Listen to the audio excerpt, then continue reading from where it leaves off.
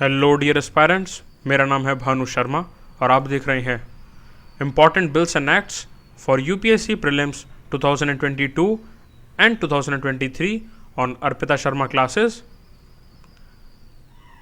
आज के इस लेक्चर में हम बात करेंगे उत्तर प्रदेश पॉपुलेशन बिल के रिगार्डिंग, जो कि काफ़ी चर्चा में था। But before starting this lecture, here a small announcement for all of you that Unacademy is bringing special price week from 10th till 17th November 2021. In this week, Unacademy will offer 10% discount on combo subscription of GS plus optional batches and 10% extra discount if you use the code ARPITA10 ARPITA10. Hurry up, you got a chance to prepare UPSC CSE under the guidance of Unacademy's top experts at an affordable price. So why do you need the subscription to crack UPSC CSE exam? Because Unacademy provides you guidance from top educators, comprehensive test series, along with high quality reading material, doubt clearing sessions, as well as answer writing sessions, along with comprehensive coverage of current affairs. The optional carnival is also there, from optional ranging from agriculture to sociology, geography, anthropology to public administration, PSIR, history, and many more. Also, Unacademy has launched new batches for UPSC CSE 2021, 2022 as well as 2023 aspirants starting from 10th of November. So hurry, get your subscription right ahead and get 10% discount by using the code ARPITA10 ARPITA10. देखिए, आज हम बात करेंगे Uttar Pradesh population bill 2021 के बारे में, जो कि काफ़ी चर्चा में रहा। इंटेलेक्चुअल कम्युनिटी में इस बिल को क्रिटिसिज्म भी इसने देखा, ऑल्सो काफ़ी प्रेज भी देखने को मिला। अब इसके हर पर्सपेक्टिव को समझेंगे आज के इस लेक्चर में। देखिए, पॉपुलेशन का जो पार्ट है ये इकोनॉमी में जीएस पेपर 3 के लिए भी काफ़ी इंपॉर्टेंस रखता है, ऑल्सो पॉलिटी में और जीएस पेपर 2 में as far as public policy making is concern, वहाँ पर भी काफ़ी इंपॉर्टेंस रखता है। अगर 1989 की बात करें, 1989 the United Nations Development Programme, जिसको कि UNDP भी कहा जाता है शॉर्ट फॉर्म में, recommended that 11 July be observed by the international community as world population day. तो आपको ये डे ज़रूर याद होना चाहिए, बिकॉज इससे रिलेटेड क्वेश्चंस आने के not just in UPSC but state PCS और वन डे एग्जाम्स में भी काफ़ी चांसेस हैं। बिकॉज वन डे एग्जाम में स्पेशली डे पूछा जाता है कि इस दिन कौन सा दिन जो है कम्युनिटी रिकॉग्नाइज करती है, तो आपको पता होना चाहिए world population day is recognised on 11th of July, a day to focus attention on the urgency and importance of population issues. और पॉपुलेशन का ये जो इशू है वही इस बिल में बात करी जाती है इसके बारे में। Basically, UNDP was inspired by the public interest and awareness that was created by 5 billion day on 11 July 1987। तब से ही 11 जुलाई को पॉपुलेशन डे के रूप में बनाया जाता है। पहली बार वर्ल्ड की पॉपुलेशन जब 5 बिलियन हुई थी, ये वही दिन है 11 जुलाई 1987 का। A resolution to the effect was passed and the day was marked on 11 July 1990। तो आपको ये जो डेट है 11 जुलाई ये पता होना चाहिए कि 11 जुलाई पॉपुलेशन दिवस है। Also the UNDP, United nation population fund, जिसको कि UNFPA भी कहा जाता है, was created in 1969. The same year, United Nations General Assembly declared parents have the exclusive right to determine freely and responsibly the number and spacing of their children. अब इसी बारे में, इसी बात पर, बिकॉज अगर हम बात करें लिबर्टेरियंस या जो लिबरल विचारधारा को मानने वाले जो इंटेलेक्चुअल कम्युनिटी में जो लोग हैं, वो कहते हैं कि एक इंडिविजुअल को पावर दी जानी चाहिए, उनके पास पावर है, राइट है to determine freely and responsibly कि वो कितने बच्चे जो हैं, यानी कि जितने चिल्ड्रन वो जो है परिवार, जितना फैमिली प्लानिंग का जो पार्ट है वो उनके हाथों में है, वो डिटरमाइन करेंगे, ये राइट उनके हाथ में है। तो स्टेट का यहाँ पर इंटरफेरेंस कम देखने को मिलता है। बट जो ज़्यादा स्टेटिज्म को मानने वाले जो इंटेलेक्चुअल कम्युनिटी के जो लोग हैं, जो कि चाहते हैं कि जो स्टेट है यानी कि जो सरकार है उसके पास ज़्यादा अधिकार रहें, जिसको कि कहा जाता है लिबरल आइडियोलॉजी से बिल्कुल ही अलग, सेंट्रिस्ट अप्रोच से भी जाते हुए राइट विंग अप्रोच में, वहाँ पर बताया जाता है कि राइट जो है पॉपुलेशन का इतना भी नहीं होना चाहिए कि आप सपोज कीजिए अगर कम्युनिटी में कुछ ऐसे इंडिविजुअल्स हैं जो कि जिनके पास ये राइट है to freely determine the number of children, अगर वो इस तरीके से चिल्ड्रन का नंबर बढ़ाएंगे तो उससे कहीं ना कहीं पॉपुलेशन पे भी फर्क पड़ सकता है, और पॉपुलेशन और रिसोर्स और सस्टेनेबल डेवलपमेंट पूरा जो मैकेनिज्म है वो धाराशायी भी हो सकता है, वो एक तरीके से जियोपार्डी में पड़ सकता है। तो इसमें दो बार जो है फ्रॉम टू पर्सपेक्टिव्स बातें आती हैं। पहला है इंडिविजुअल का राइट और दूसरा है कि कम्युनिटी पर इसका जो है जो इफेक्ट्स पड़ेंगे, that is also one thing. अगर 2021 में थीम की बात करें, the theme was rights and choices are the answer. Rights में आप देखेंगे कि यहाँ पर राइट्स यानी कि अधिकार किसका है, इंडिविजुअल का अधिकार है। अगर हम बात करें चॉइसेस की, तो चॉइसेस इंडिविजुअल की हैं, बट ये चॉइसेस अफेक्ट किसको कर सकती हैं, ये मासेस को अफेक्ट कर सकती हैं चॉइसेस। ये चॉइसेस अफेक्ट कर सकती हैं रिसोर्स एलोकेशन को, ये चॉइसेस अफेक्ट कर सकती हैं सस्टेनेबल डेवलपमेंट गोल्स को, जिनको कि SDG कहा जाता है।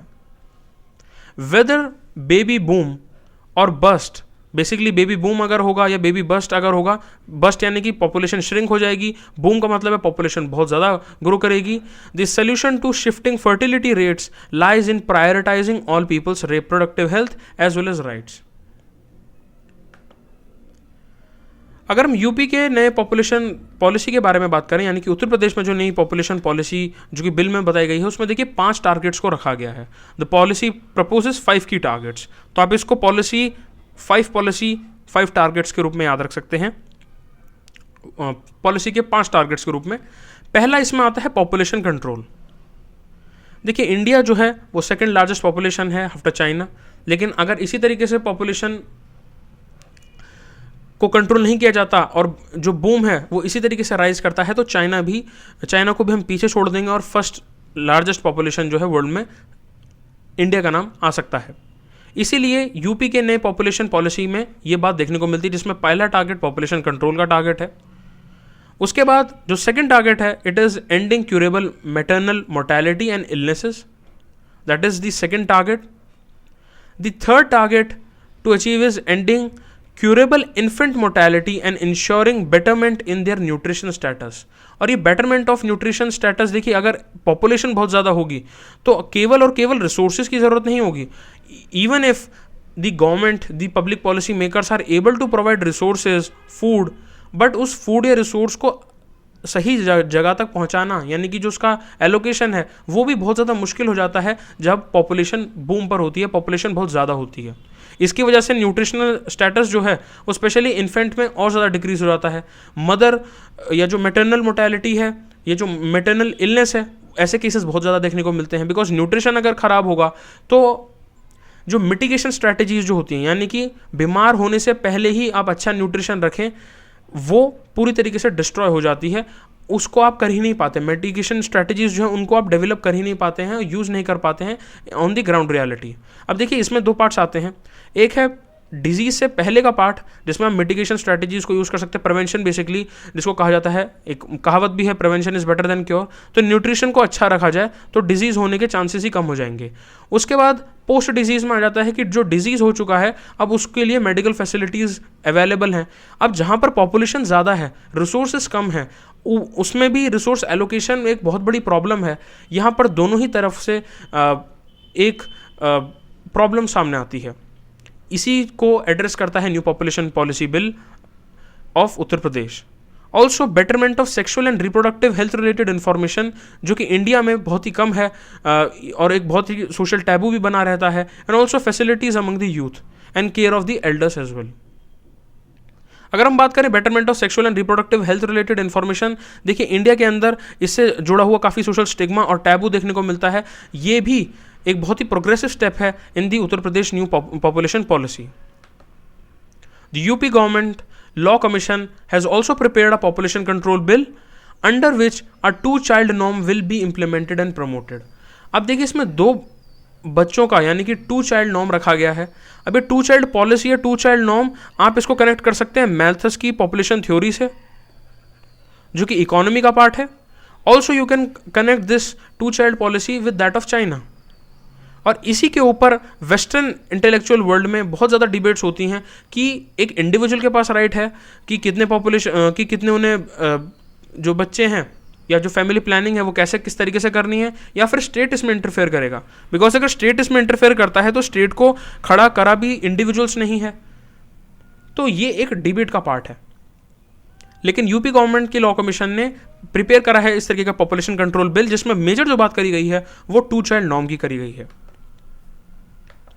एज पर द ड्राफ्ट, देखिए अभी ये ड्राफ्ट है केवल, ये बिल से अभी कोई लॉ नहीं बना है। The violation of the policy will be penalized with measures such as bearing for elections and abidance is rewarded with measures such as जो जॉब में प्रमोशन है, जो सब्सिडी है, उस तरीके की जो चीज़ें हैं जो basically from a very state point of view, जो कि स्टेट जो प्रोवाइड करती है, जो सरकार जो तंत्र प्रोवाइड करता है, जिन चीज़ों को जो रिवॉर्ड्स हैं उसको हटा लिया जाएगा, पीनलाइज करा जाएगा उन लोगों को जो कि इस पॉलिसी को वायलेट करेंगे। यानी कि अगर 2 चाइल्ड पॉलिसी को प्रॉपर तरीके से जो पॉलिसी में बताया गया है कि जो 2 बच्चों की बात करी गई, 2 चाइल्ड नॉर्म जो रखा गया है, अगर किसी भी इंडिविजुअल ने, किसी भी माता पिता ने इसको वायलेट करा तो कहीं ना कहीं as a penalty promotion in job, subsidy जैसी चीज़ों पर खतरा उनके लिए बन सकता है, उनको नहीं मिलेगा, ये बेसिकली पेनलाइज करा जाएगा। Also, world population stands at about 7.7 billion and it's expected to grow around 8.5 billion in 2030.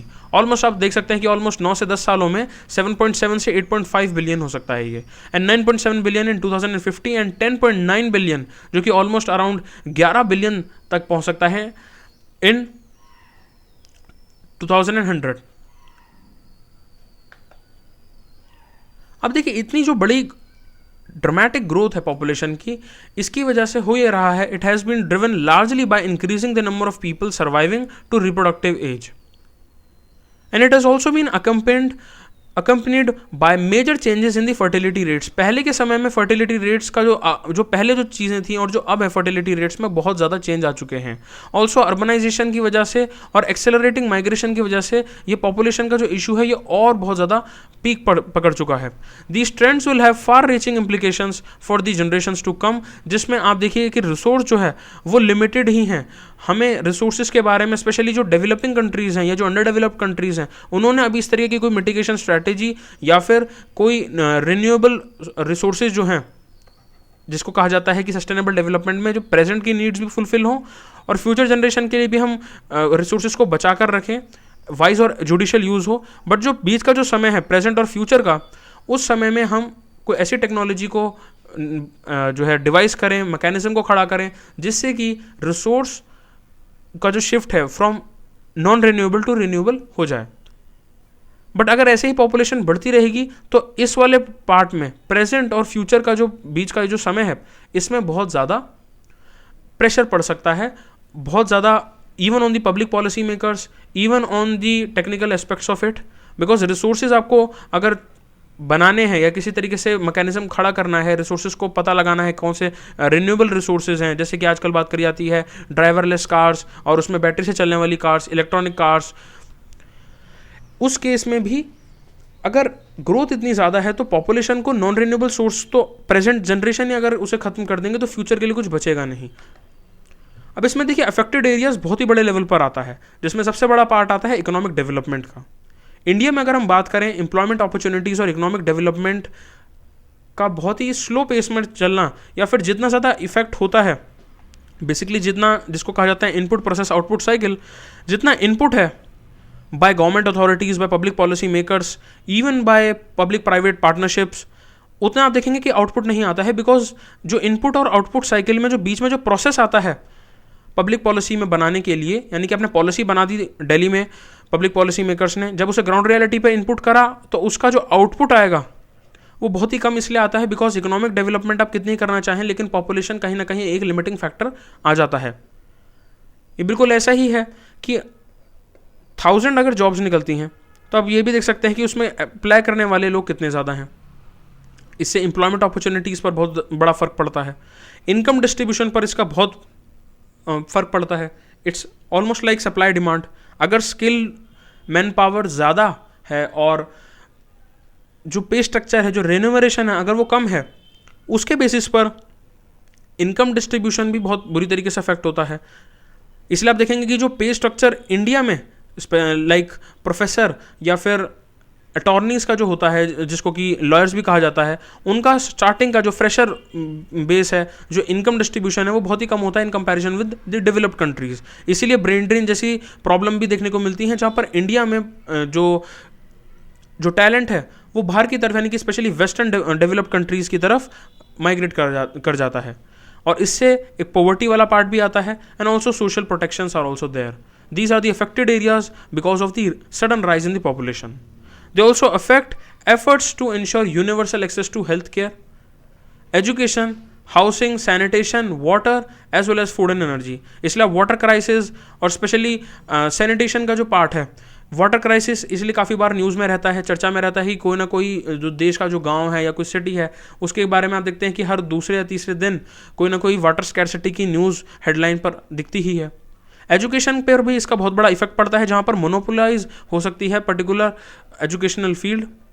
जैसे कि आज के अगर कंटेक्स्ट में बात करें तो मेडिकल काफ़ी मोनोपोलाइज हो जाता है, बिकॉज जो अमीर जो पॉपुलेशन की वजह से इकोनॉमिक डेवलपमेंट पर फर्क पड़ता है, उसकी वजह से एम्प्लॉयमेंट पर फर्क पड़ता है। एम्प्लॉयमेंट, कोई गरीब ज़्यादा होगा, कोई बहुत ही अमीर हो जाएगा, जिसकी वजह से इनकम डिस्ट्रीब्यूशन पर बहुत भारी फर्क पड़ता है, और उसकी वजह से मोनोपोली बन जाती है एजुकेशन में।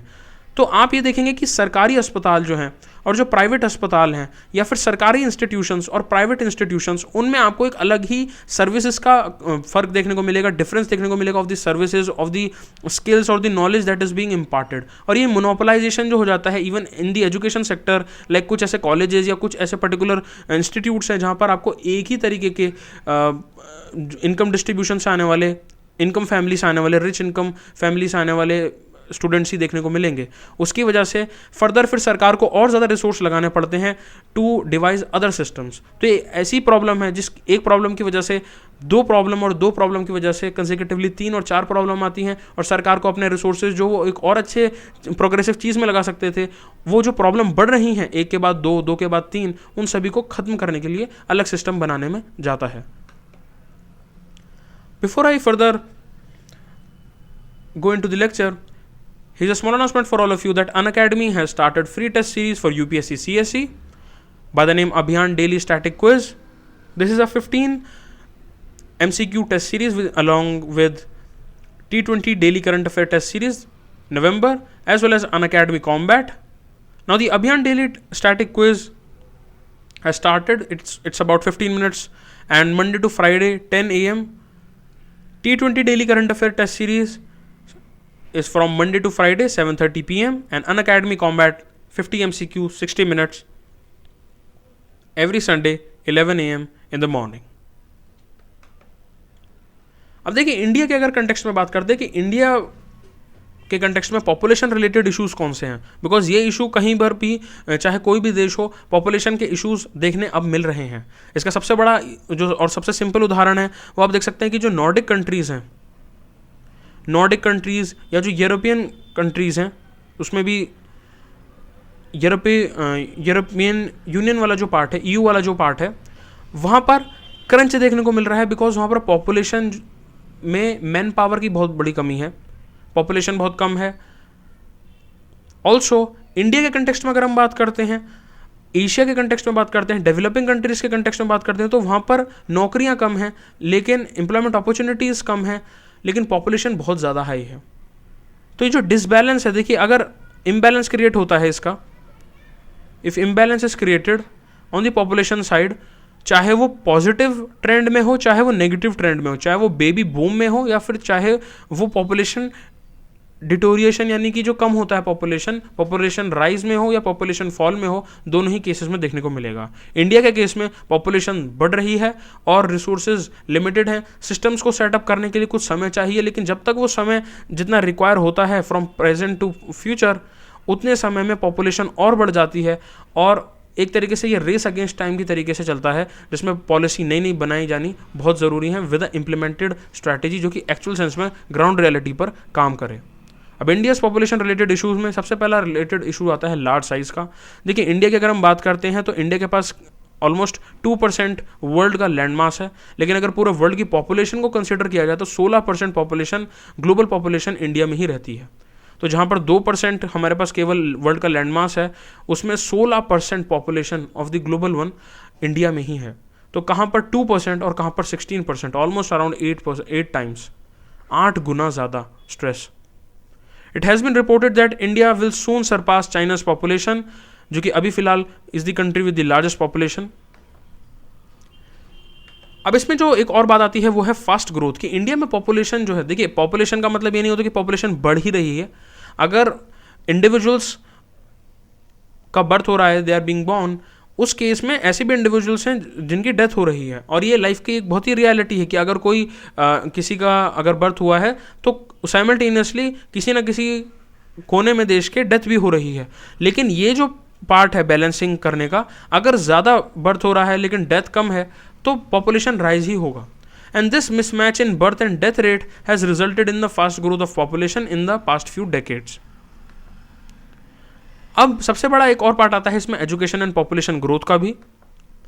देखिए अगर हम पॉवर्टी एंड इलिटरेसी की बात करें, सबसे बड़ा कारण पॉपुलेशन एक्सप्लोजन में पॉवर्टी और इलिटरेसी का भी है। It is one of the major contributor to the population explosion, because लोगों को जो कि गरीब हैं और जो इलिटरेट हैं, जिनको फैमिली प्लानिंग का ज्ञान नहीं है, नॉलेज नहीं है, उस केस में भी पॉपुलेशन एक्सप्लोजन में वो बहुत बड़ा एक काम हो जाता है, कंट्रीब्यूशन उसका होता है। Recent data shows that overall literacy rate in the country is about 77.7%, which is not that great. At the all India level mail literacy rate 84.7 पहुंच चुका है, लेकिन अभी भी विमेन का लिटरेसी रेट जो है it is at a staggering 70.3, but still it is lesser than that in comparison with male, and this is also due to the patriarchal bent in the society. इसको थोड़ा समय लगेगा अभी भी। Also children in rural areas जो हैं, यानी कि जो बच्चे हैं जो रूरल एरियाज में या टायर 3 सिटीज़ में हैं, in not even cities but more in rural areas, उनको आज भी एज एन एसेट कंसिडर किया जाता है rather than an individual who will take care of parents at an old age. India में बिकॉज फाइनेंशियल एजुकेशन भी एक इसमें बहुत इंपॉर्टेंट रोल प्ले करता है, जो कि एजुकेशन के अंदर आता है। बिकॉज आप देखिए जो ओल्ड एज इंडिविजुअल्स हैं, पर्सनस हैं, उनका ये होता है कि उनको एसेट चाहिए in the form of children. जब ये चिल्ड्रन बड़े होंगे, इनको एम्प्लॉयमेंट मिलेगा, उसके बाद the old age people will get dependent. और इस इंडियन सोसाइटी में इस तरीके का ट्रेंड देखने को मिलता है। इसलिए अगर हम कंपेयर करते हैं वेस्टर्न डेमोक्रेटिक कंट्री से और इंडियन सोसाइटी को, तो आपको काफ़ी चेंजिंग ट्रेंड देखने को मिलेगा कि इंडिविजुअलाइजेशन जो इसको कहा जाता है, यानी कि अगर आप एम्प्लॉय हो चुके हैं तो आप दूसरे शहरों में माइग्रेट करते हैं और अकेले रहते हैं। बट इंडिया के अंदर पेरेंट्स के साथ रहने का एक बहुत बड़ा कल्चर देखने को मिलता है। ऐसा इसलिए भी है बिकॉज जो भी पेंशन का जो पार्ट है, जो फाइनेंशियल एजुकेशन है, वो ओल्ड एज पर्सन्स में इतना प्रेवेलेंट नहीं है as far as Indian society is concern, जिसको कि अब बढ़ाया जा रहा है। और इसका एक बहुत बड़ा कारण ये हो जाता है कि बच्चों को एसेट माना जाता है। Also in rural areas what is considered is कि जो बच्चे हैं, जितने ज़्यादा बच्चे होंगे, जितने ज़्यादा the more the children will be, the more helping hands. और उसी हेल्पिंग हैंड्स की वजह से, बिकॉज इसका एक बड़ा ट्रेंड ये भी है कि इंडिया की पहले अगेरियन इकोनॉमी थी, अभी भी है, एग्रीकल्चरल इकोनॉमी में ज़्यादा पार्ट देखने को मिलता है, और उसी की वजह से अनएम्प्लॉयमेंट, जिसको कि डिस्गाइज्ड अनएम्प्लॉयमेंट भी कहा जाता है, ये भी आता है। Also the level of female education has a direct impact on the fertility, as it is evidenced that the fertility rate of illiterate women tends to be higher than those who are literate. इसलिए education को बढ़ाना, literacy rate को बढ़ाना from 70% to 85% or to 90% can create a great change as far as population control is concerned. और देखिए सबसे बड़ी बात इसमें लैक ऑफ एजुकेशन की भी आती है, which prevents women, and not just women but also men, from having full knowledge about the use of contraceptives, family planning and other things of the consequences of frequent childbirth. और इसका एक बहुत बड़ा demographically जो disaster के रूप में जो सामने आता है वो है कि बहुत सारे यूथ है जो कि अनएम्प्लॉयड है in India, is turning into a demographic dividend, into a demographic disaster. ये जो टर्म है इसको प्लीज़ याद रखिए, बिकॉज ये मेंस के लिए बहुत इंपॉर्टेंट है। डेमोग्राफिक डिविडेंड से अब वो कन्वर्ट हो रहा है डेमोग्राफिक डिजास्टर में। और इसका देखिए एक नेगेटिव इम्पैक्ट ये भी पड़ सकता है कि अगर बहुत ज़्यादा स्किल्ड यूथ है जिसको कि नौकरी नहीं मिल रही है, या फिर बिजनेस या स्टार्टअप में उनका ज़्यादा ध्यान नहीं है, या फिर उन्हें इतनी अपॉर्चुनिटीज़ प्रोवाइड नहीं की जा पा रही हैं, या ऐसे इंटेलिजेंट सिस्टम्स को नहीं बनाया जा रहा है बाय दी गवर्नमेंट, सेटअप अगर नहीं किया जाएगा, तो जो यूथ है वो अपनी एनर्जी को from creative source to destructible sources भी लगा सकते हैं, जिसको कि डेमोग्राफिक डिविडेंड से डेमोग्राफिक डिजास्टर देखने को मिलता है। जैसे कि अब अफ्रीका में काफ़ी अंडर डेवलप्ड कंट्रीज़ हैं लाइक सोमालिया, और काफ़ी ऐसे कंट्रीज़ हैं, इवन नाइजीरिया, जहाँ पर यूथ जो है, जो बहुत पढ़ा लिखा स्किल्ड यूथ है, वो अब टेररिस्ट एक्टिविटीज़ और गलत चीज़ों में, जो कि डिजास्टर के रूप में सामने आ सकती हैं, क्रिएशन से डिजास्टरस डिस्ट्रक्शन वाला जो मेंटालिटी है उसमें भी जा सकता है। तो unemployment it's not just bad और worst regarding the economy part, but also society के पॉइंट ऑफ व्यू से भी अनएम्प्लॉयमेंट बहुत ही गलत चीज़ है, जो कि पॉपुलेशन की बूम की वजह से इंडिया में अब देखने को मिल रहा है।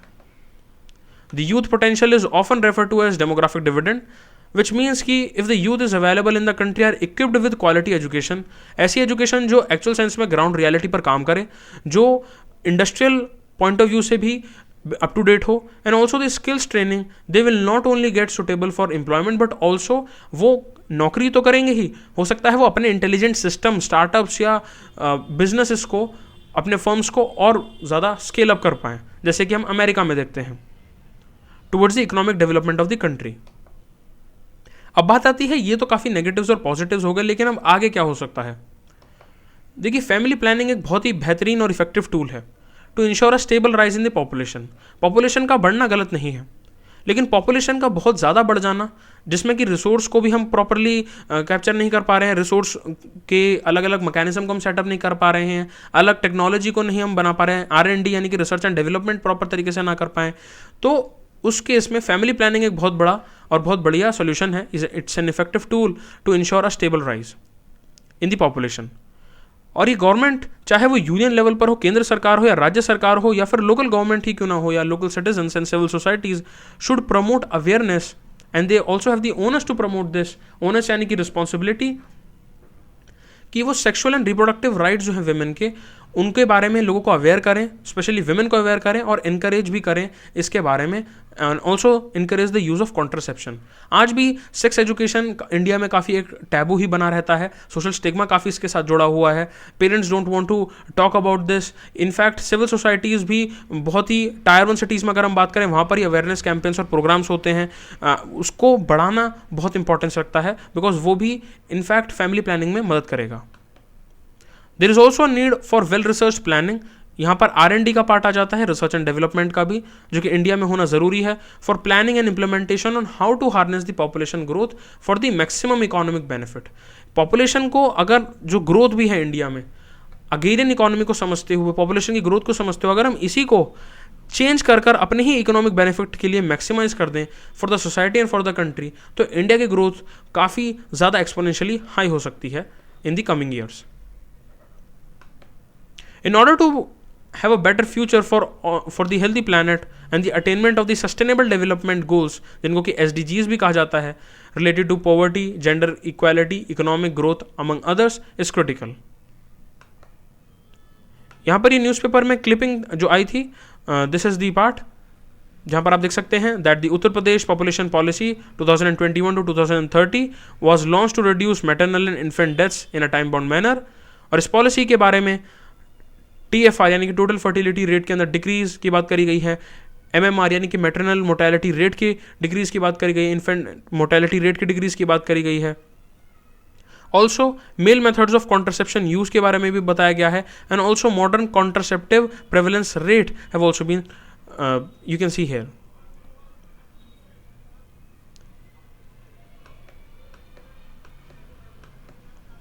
So before I end this lecture, here's a small announcement for all of you that Unacademy UPSC Current Affair Combat is here, now available on web on 14 November 11 a.m. 11 in the morning. Enroll now.